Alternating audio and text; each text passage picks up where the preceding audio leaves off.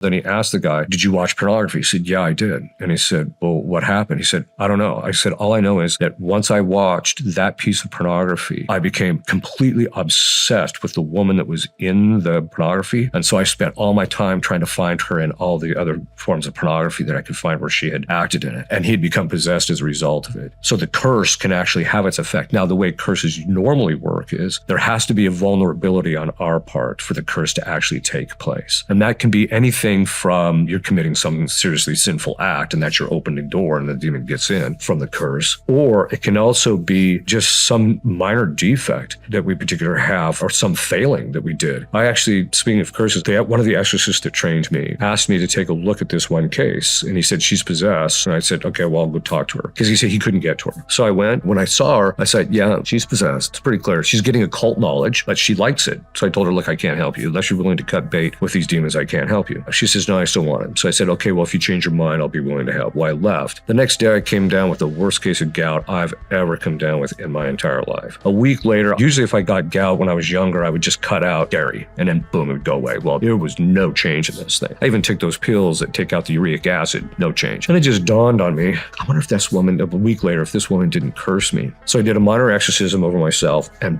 boom, it was gone. So I called the exorcist that had trained me. He didn't answer. 2 weeks later, he calls me, says, oh, I would have gotten back to you, but I had the worst case of gout I've ever had in my entire life. I said, let me guess, right foot, big toe. He says, yeah, how did you know? I said, dude, you were cursed.